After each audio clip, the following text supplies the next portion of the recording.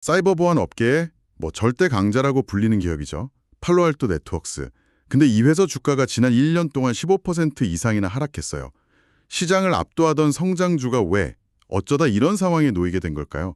오늘 우리가 풀어야 할 질문은 바로 여기서부터 시작됩니다. 네, 그렇죠.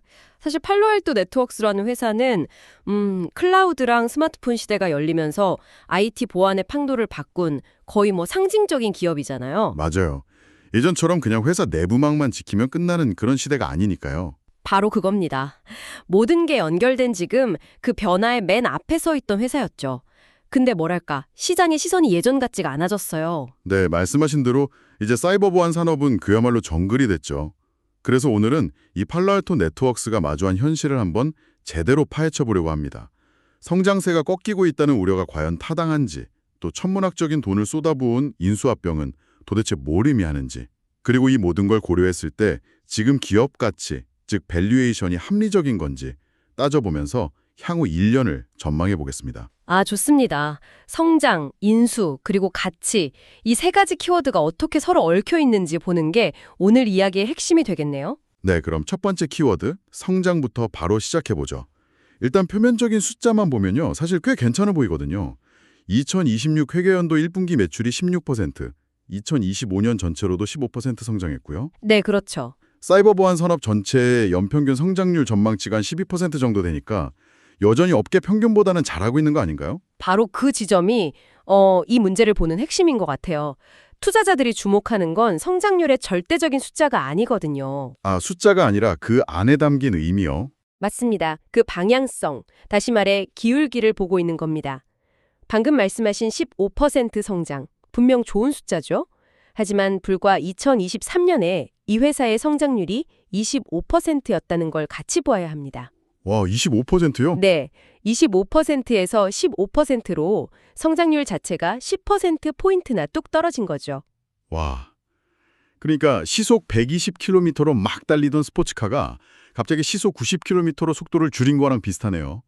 여전히 다른 차들보다는 빠르지만 운전자가 가속 페달에서 발을 뗐다는 신호는 확실히 보낸 셈이군요. 정확한 비유입니다.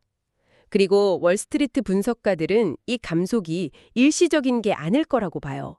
2026년에는 14%, 그 다음 해에는 13%, 이런 식으로 성장률이 점차 낮아질 거라고 예측하고 있거든요. 점점 더 느려질 거다. 네. 이런 성장 둔화라는 추세는 팔로알토 네트워크스 같은 고성장 기술주에게는 굉장히 민감한 신호로 받아들여집니다. 투자자들은 이 회사의 엄청난 미래 성장을 믿고 지금의 높은 주가를 기꺼이 사왔는데 그 성장의 엔진이 식어가는 거 아니냐? 이런 의심이 들기 시작한 거죠. 아니 근데 기업 규모가 커지면 성장률이 둔화되는 건 좀 당연한 수순 아닌가요? 연 매출이 수십조 원인데 이걸 매년 25%씩 성장시키는 것 자체가 좀 비현실적인 기대일 수도 있잖아요. 물론 그것도 맞는 말씀입니다. 규모의 경제를 고려해야죠. 하지만 지금의 둔화는 단순히 회사가 커져서라고만 보기에는 몇 가지 구조적인 이유가 있습니다. 구조적인 이유요? 네. 첫째는 핵심 사업이었던 방화벽 같은 일부 시장이 이제 거의 성숙기에 접어들었다는 점입니다. 새로운 시장을 키우기보다는 기존 시장을 뺏어와야 하는 경쟁이 된 거죠. 그리고 둘째, 이게 더 중요한데요. 경쟁 환경이 완전히 달라졌어요. 아, 경쟁사들? 네, 특히 클라우드 보안 시장에서는 지스케일러나 크라우드 스트라이크처럼 특정 분야에만 집중하는 아주 날렵한 경쟁자들이 무섭게 치고 올라오고 있거든요. 아, 그러니까 모든 걸 다 잘한다는 팔로알토의 강점이 반대로 생각하면 특정 분야의 전문가들한테는 오히려 밀릴 수 있는 약점이 될 수도 있다, 이런 말씀이시군요. 바로 그겁니다. 게다가 요즘처럼 경제가 좀 불확실하면 기업들이 IT 예산을 줄이면서 쓰는 보안 회사 수를 줄이려고 하잖아요. 벤더 통합이라고 하죠. 네네. 이게 팔로알토한테는 기회일 수도 있지만 반대로 고객들이 핵심 기능만 남기고 나머지는 쳐내자 할 때 가장 먼저 검토 대상이 될 수도 있는 그야말로 양날의 검인 셈입니다. 이런 복합적인 요인들이 지금의 성장률 둔화로 나타나고 있는 거고요. 그렇군요. 성장 엔진 출력이 약해지는 데에는 다 이유가 있었네요. 자, 이런 상황에서 팔로알토가 꺼내든 카드가 바로 업계를 뒤흔든 초대형 인수합병입니다. 이거 내부 성장이 어려우면 성장을 그냥 통째로 사오겠다, 이런 선언처럼 들리는데요. 그 규모가 정말 상상을 초월하죠. 먼저 250억 달러, 우리 돈으로 30조 원이 넘는 금액으로 인수한 사이버아크 소프트웨어. 30조 원이요? 네, 그리고 또 33억 5천만 달러를 들여 인수한 크로노스피어까지. 이건 단순히 포트폴리오를 좀 보강하는 수준이 아니라 그냥 회사의 미래를 건 거대한 베팅이라고 봐야 합니다. 구체적으로 어떤 회사들인가요? 이 회사들을 사는 게 왜 그렇게 큰 베팅이 되는 거죠? 사이버아크는 권한 접근 관리, 영어로는 팸이라고 하는데요. 이 분야의 세계적인 선두주자입니다. 쉽게 말해서 회사 내부의 최고 관리자 계정처럼 가장 중요한 디지털 자산에 누가, 언제, 어떻게 접근하는지를 통제하고 감시하는 기술이죠. 아, 해커들이 가장 먼저 노리는 바로 그곳을 지키는 기술이군요. 맞습니다. 사이버 보안의 거의 심장부 같은 영역이고요. 크로노스피어는 클라우드 네이티브 옵저버빌리티하는 아주 복잡한 클라우드 환경에서 일어나는 모든 일을 관찰하고 문제 원인을 찾는 기술을 가졌어요. 둘 다 미래 보안 시장에서 가장 뜨거운 분야의 핵심 플레이어들입니다. 들어보니까 확실히 미래 성장 동력이 될 만한 회사들을 인수한 것 같긴 한데요. 근데 잠깐만요. 원래 팔로알토 네트워크스가 작은 기술 기업들 인수해서 자기 플랫폼에 성공적으로 통합시키는 그 볼트온 전략의 대가 아니었나요? 그동안의 화려한 인수합병 실적을 보면 이번에도 잘 해낼 거라고 믿는 게 합리적이지 않을까요? 왜 시장은 이걸 위험 요인으로 보는 거죠? 아주 예리한 지적이십니다. 그리고 바로 그 점이 이번 인수를 둘러싼 가장 큰 논쟁거리입니다. 지금까지 팔로알토만 해온 건 비유하자면 잘 만들어진 레고 성에다가요. 새로운 레고 블록을 하나씩 사와서 딱딱 끼워 맞추는 작업이었어요. 아, 네네. 근데 이번 사이버아크 인수는 차원이 다릅니다. 이건 레고석 옆에 거의 그 성만한 플레이모빌 성을 통째로 사온 거예요. 와, 재료도 다르고 설계 철학도 전혀 다른 두 개의 거대한 구조물을 그냥 붙이려는 거네요. 맞습니다. 기술적인 통합은 어떻게든 하겠죠. 진짜 문제는 조직 문화와 정체성의 통합입니다. 수십 년 동안 자기만의 문화, 고객, 영업 방식을 유지해온 사이버아크라는 거대한 조직을 팔로알토에 화학적으로 융합시키는 건 완전히 다른 차원의 문제거든요. 아, 그게 그렇게 어려운가요? 제가 예전에 비슷한 대형 합병을 겪은 엔지니어란 이야기를 나눈 적이 있는데 그분이 그러시더라고요. 합병하고 6개월 동안 같은 건물 안에 두 개의 다른 군대가 서로 공식 채널로만 소통하면서 캠핑하는 것 같았다고요. 와, 상상이 가네요. 이런 보이지 않는 마찰 비용과 생산성 저하가 바로 딜의 가치를 갉아먹는 주범입니다. 게다가 사이버아크를 쓰던 기존 고객들은 우리는 최고의 고난관리 솔루션이 필요해서 사이버아크를 쓴 거지 팔로알토의 거대한 플랫폼을 원한 게 아니다 라고 생각할 수도 있겠네요. 통합 과정에서 기존 고객을 잃을 위험도 있겠어요? 정확합니다. 그게 바로 통합의 딜레마죠.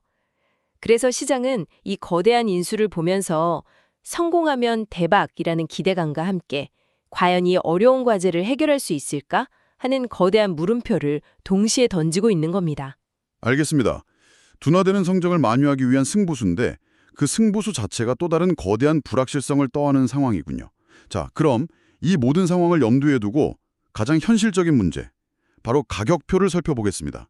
성장세는 둔화되고 있고 미래는 불확실한데 과연 지금 팔로알토 네트워크스의 주가는 적절한 가격일까요? 그렇죠.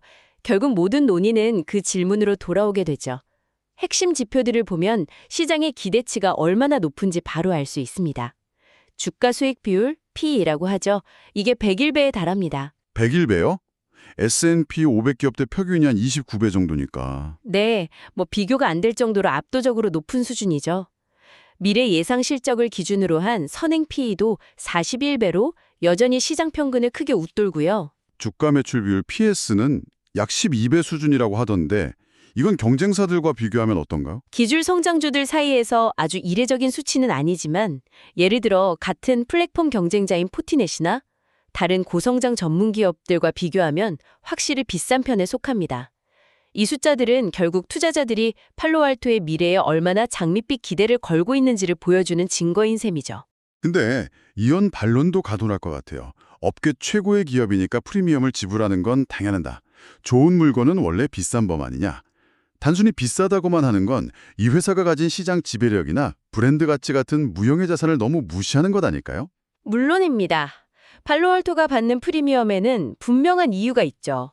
업계에서 가장 강력한 영업망, 폭넓은 제품 포트폴리오, 기술 리더십, 이런 건 무시할 수 없는 가치입니다. 문제는 그 프리미엄의 정도가 과연 합리적이냐는 거죠. 아, 정도의 문제다. 네, 앞서 이야기한 성장 둔화와 인수합병의 불확실성이라는 두 가지 큰 변수를 고려하면 현재의 가격표는 미래의 위험을 충분히 반영하지 않고 과거의 영광에만 기대고 있다는 비판이 나오는 겁니다. 아, 그러니까 미래에 엄청나게 성장할 것이라는 기대를 전제로 형성된 높은 가격인데 정작 그 미래 성장에 대한 물음표는 점점 커지고 있는 상황? 그 기대와 현실 사이의 격차가 바로 리스크라는 말씀이시군요. 그렇습니다. 특히 경쟁사들보다도 높은 PS 비율은 투자자들에게 이런 질문을 던지게 만들어요. 팔로알토 네트워크스가 훌륭한 회사인 건 알겠다. 근데 이 가격을 주고 사면 게 과연 최선의 선택일까? 비슷한 성장을 보여주는 다른 대안은 없나? 이 질문에 명쾌하게 답하기가 어려워진 상황인 거죠. 자, 그럼 지금까지의 논의를 한번 종합해 보겠습니다. 성장 엔진은 서서히 식어가고 있고 이걸 타개하려고 회사의 명운을 건 인수합병이라는 거대한 도박을 시작했고 이 모든 불확실성에도 불구하고 주가는 여전히 경쟁사들보다 높은 프리미엄에 거래되고 있다. 이 세 가지가 맞물려 돌아가는 상황인데 향후 1년 전망을 어떻게 정리할 수 있을까요? 단기적인 관점과 장기적인 관점을 좀 나눠서 볼 필요가 있을 것 같습니다.